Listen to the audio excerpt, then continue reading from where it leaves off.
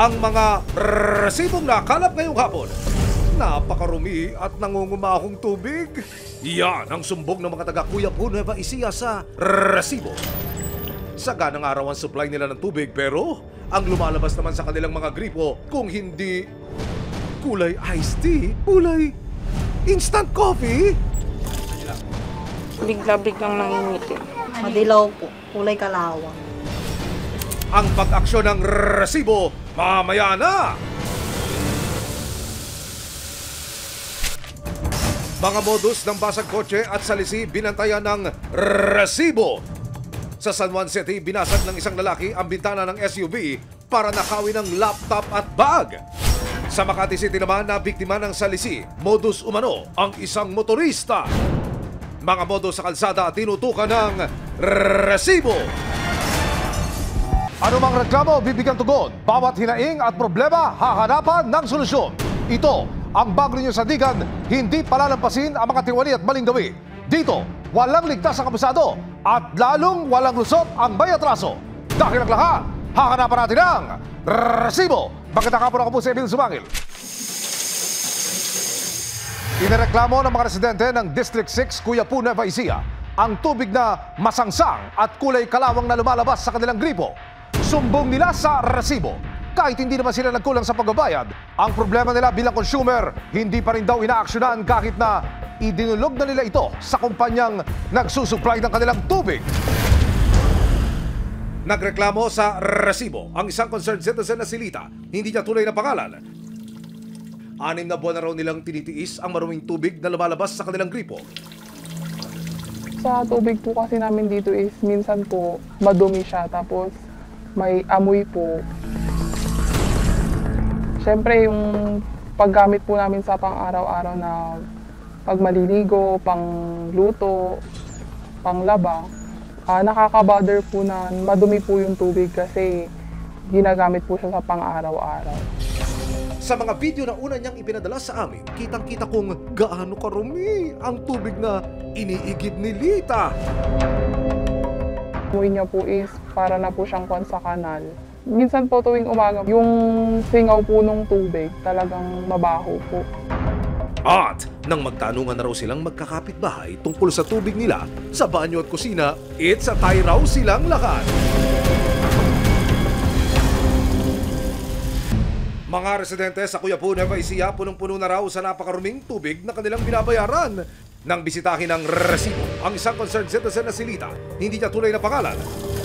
Mukhang malinis ang tubig habang naghuhugas siya ng pinggan pero maya-maya lang, nagkulay soft drinks na ang tubig na lumalabas sa gripo. Wow! Magic yarn!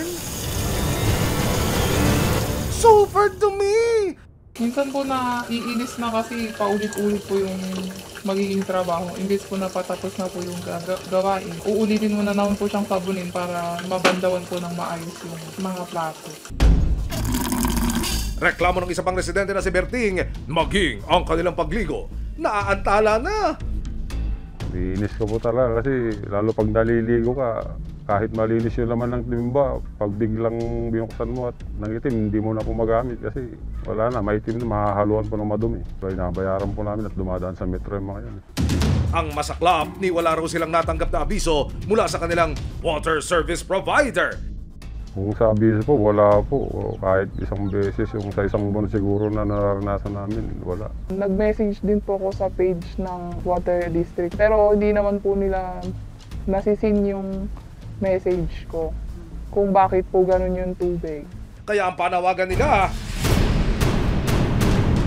sana po yung tubig na magagamit po ng mga consumer po nila is maging worth it naman po yung mga binabayaran kasi yung paggamit po ng tubig is napakahalaga din po sa pang-araw-araw ng bawat isang tao. Sana po yung tubig po na magagamit namin sa araw-araw ay malinis at safe po sa kalusugan. Sana po ma-aksyonan nila.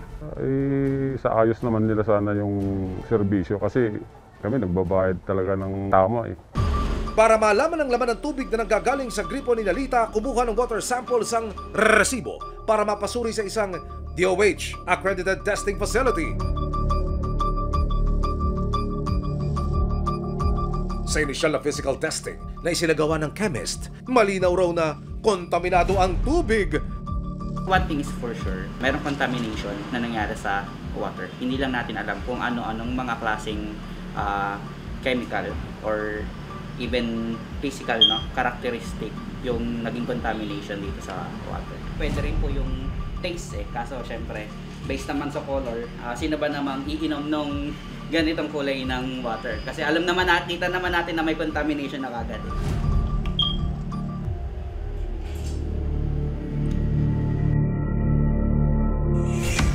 May 15, idinulog na ng resibo sa National Water Resources Board o MWRB ang reklamo ng mga residente sa Nueva Ecija. Ang NWRB ang government agency na nagbabantay sa kalidad ng tubig na ginagamit natin sa ating mga kabahayan. May hiniing ka ba, sumbong o reklamo? Kasama ang resibo, nagtungo sa Nueva Ecija ang mga taga-NWRB para magsagawa ng inspeksyon. May solusyon. Pagdating sa bahay ni Nalita, marumi pa rin ang tubig na lumalabas sa kanilang gripo.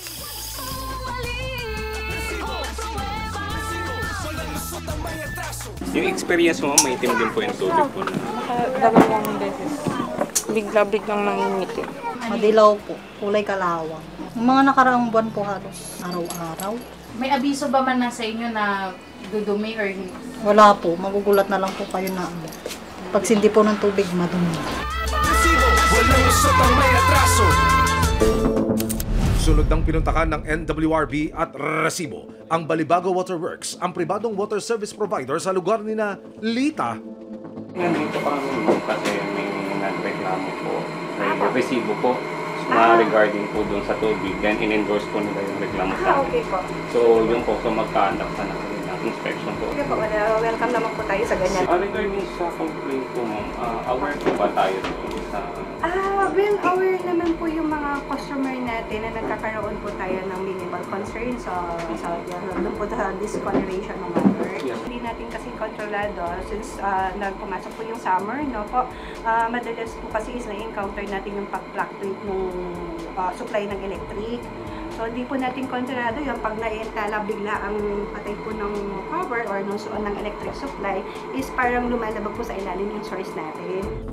Dahil ang mismong pinanggagalingan ng tubig ang itinuturo, nagsagawa ang mga kawani ng NWRB ng site visit sa mga water source ng Balibago Water Works. Sa unang site na aming binisita, walang kakaibang kulay ang tubig pero may kakaiba raw itong amoy. Based sa observation natin sa 4 na deep well. So, dun sa nagkaroon lang tayo ng isang issue sa isang deep well po. Clear siya tignan pero may amoy siya. May high content of magnesium po siya and iron po. So, yung po siguro ang cause po kaya nagkakaroon ng discoloration po sa mga resident natin na napupunta sa tubig nila. Walang nakitang problema sa pangalawa, pangatlo at pang-apat na water source. Meron nga po tayong isang well na nag-came up po sa ganyan na concern, which is naman po talaga na-encounter natin yung discoloration. But hindi naman po siya continuous, may mga cases lang po na nagre-react siya. Pumapasok po dun yung iron and manganese ng mismong source natin. So dun po nagkakaroon ng discoloration. Humingi ng paumanhin ng pamunuan ng nasabing water provider sa mga apektadong residente. We're sorry po kung yun po yung nare-receive ng customer natin. Per branch meron po kaming mga page. So, lahat naman po, we assure lahat ng update namin, pinapost namin doon. Magkakandak din po kami as much possible, para well-informed din po yung mga constituent natin or yung mga customer natin. We assured po na on time or real time yung pag-update namin sa page. Pagsisiguro ng Balibago Water Works, magkakaroon sila ng agarang aksyon at long-term solution sa nararanasang pagdumi ng tubig. Continuous naman po yung pag-put off natin ng mga ini-endorse po natin mga project na po for the development. Immediately, nagkakandak na naman po kami ng draining of mainline po. Magpuput up po kami ng filtration. Ninenegotiate na po namin sa supplier. This year, we assure po na mai-implement namin siya. Paalala naman ng NWRB. Based on the data gathered, inspection, kita naman na merong amoy, di ba? So, hindi yun ang standard. They have to secure a certificate of public convenience or CPC kung tawagin from NWRB. Otherwise, pag nahuli sila na wala doon, there's a corresponding sanction or penalty. They have to comply na tinatawag nating modified standard rules and regulation. They have to submit water quality test or the physical chemical test, pati na yung bacteriological test. Ayon din sa NWRB, dapat makipag-usap sa kanilang mga customer ang water providers tulad ng Balibago Water Works. Maging transparent sila dun sa magiging mga susunod nilang gagawin po para hindi naiiwan yung mga tao o nag-iisip kung ano pang dapat gawin nila. May 16 Biyernes, lumabas na ang mga resulta ng isinagawang water testing sa tubig na galing sa bahay ni Lalita. Nagpositibo ang tubig sa coliform na isang uri ng bacteria. Pag may presence ng coliform test, hindi siya safe to consume ng tao. Masama siya sa health. So, whereas minsan na nagkakaroon ng pagsakit ng ulo, tapos pagsakit ng tiyan, iba pagsusuka, at yung mas pagtatay po. Dahil nga po dun sa color niya, medyo reddish po, tapos may presence nga po nung sediments, possible po talaga na mag-fail po siya. Nang ipagbigay alam namin sa Balibago Water Works ang resulta, magsasagawa raw sila ng testing sa tubig na mula mismo sa water source ng kumpanya. Ayon na rin sa utos ng NWRB, tanging hangad lang daw nila ay ang kaligtasan ng kanilang mga customer. Isa ang tubig sa mga pangunahing pangangailangan ng bawat tao. Responsibilidad ng mga kumpanya na siguruhing ligtas itong gamitin ng kanilang mga customer sa araw-araw. Patuloy na babantayan ng resibo ang mga reklamo at hinaing tulad nito, lalo na't maaari itong magdulot ng panganib at perwisyo sa kalusugan.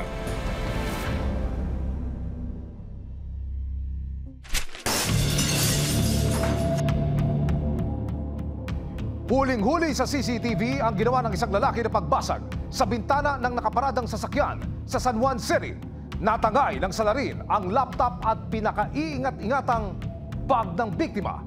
Pero hindi alam ng magnanakaw ang gadget na kanyang kinuha magiging susi para matuntun siya ng mga otoridad. May 7, makikita ang dalawang lalaking sakay ng motorsiklo na tumigil sa isang kalsada sa San Juan City. Maya-maya pa, bumaba ang isa at pumunta sa tabi ng nakaparadang SUV. Nang matsyempohang walang dumaraan na sasakyan, inumpisahan na nitong gamitan ng puwersa ang bintana ng sasakyan. Nang mabasag ang bintana, mabilis niyang kinuha ang isang bag at sumakay sa motorsiklo. Nakapanayam ng resibo ang may-ari ng sasakyan na si Berto. Hindi niya tunay na pangalan. Saglit lang daw siyang pumarada sa labas ng coffee shop para maghatid ng ilang dokumento. Dumating ako para magdala po sana ng recipe sa coffee shop na itatayo. Come and go lang po dapat ako. Merong space for parking. Usually doon po ako nagpa-park kapag come and go lang ako. Pagpasok sa loob ng shop, binigay ko yung recipe and then nagpa-take out ako ng coffee. Habang hinihintay ang in-order na kape, narinig ni Berto ang kalabog sa may pardahan. Actually, medyo faint lang siya. Pero parang feeling ko may something. Ako yung kaunahang lumabas agad. Kasi ang unang nasa isip ko, baka may bumangga sa sasakyan ko. Lumabas siya para tignan ang kanyang sasakyan. Laking gulat niya nang makitang basag-basag na ang bintana sa kanang pintuan nito. Ako yung kaunahang lumabas agad. Pagdating ko, iniikot ko muna hanggang likod kasi ang naisip ko tendency mabangga siya from backside eh. Walang tama. Tapos hanggang doon sa pag-ikot na nasa may front passenger side. So ako na nakita na durog po yung salamin.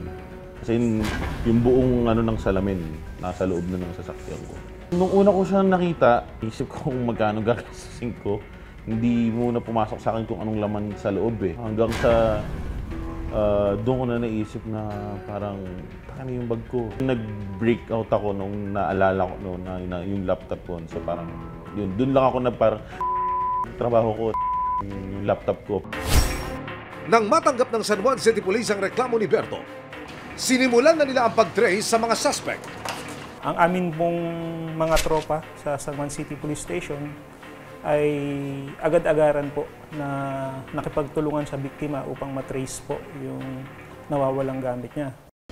Sa tulong ng GPS na naka-activate pa sa laptop ng biktima, hindi nahirapan ang mga operatiba na matunton ang lokasyon ng mga suspect. Habang lumalakad po yung mga kawatan, dala-dala ang laptop, is in real time nakikita po namin yung location nila.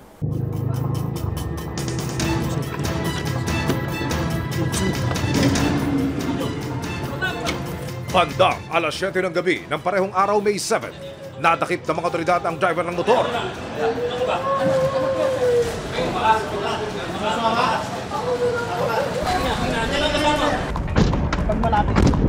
Sunod na tumulak ang mga otoridad sa Tondo, Manila para hulihin ang nagsilbing spotter ng grupo. Pasok. Kasama mo na, saan yung motor?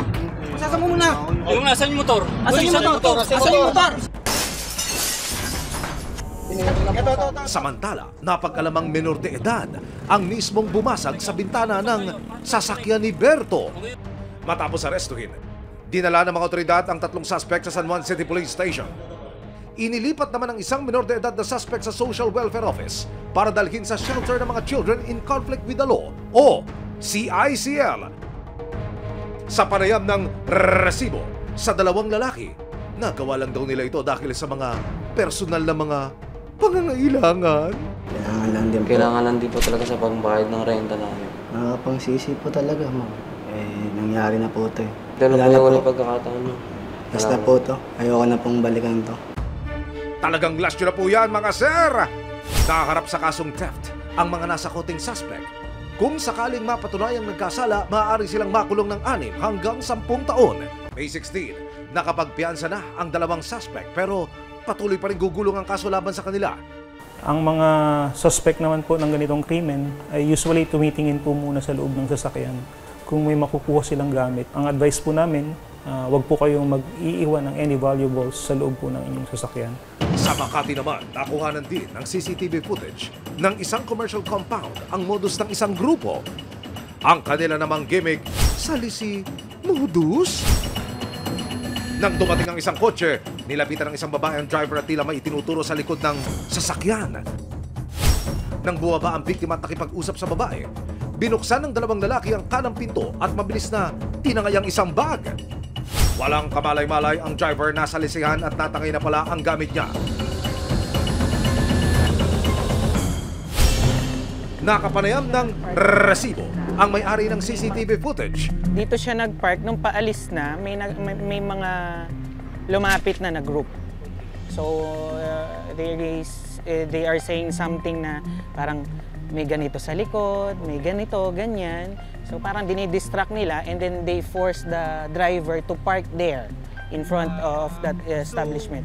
At that time, they are 5, yung mga nakapayong na babae, 3. So nung bumaba yung driver, noon na sumalisin ng bukas yung 2 lalaki. Siyempre nakakabahala yan, di ba? Dahil ma-alarm yung mga customer namin, may nangyayaring ganito sa area.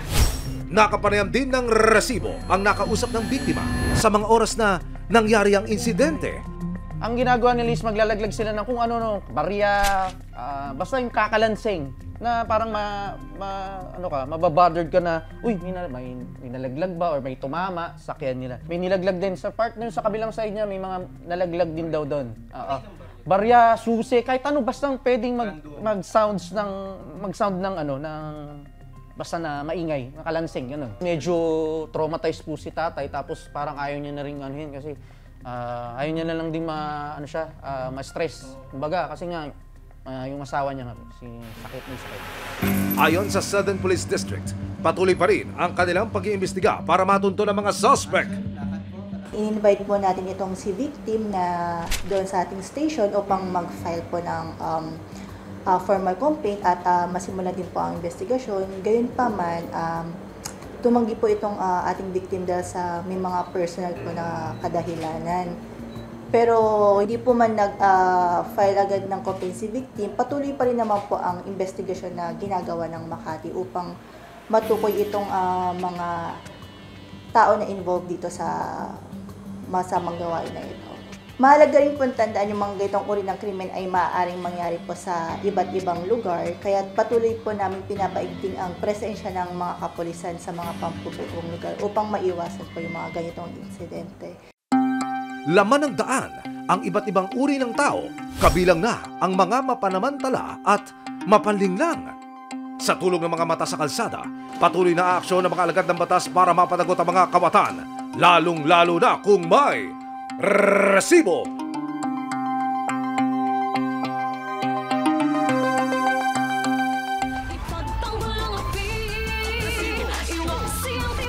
Sama-sama nating ituwid ang tiwali at baluktot. Itakwil ang maling gawi at modus na bulok. Walang ligtas ang kabusado at lalong walang lusot ang may atraso. Dahil ang lahat, haharapan natin ang resibo. Hanggang sa muli, ako po si Emil Sumangil.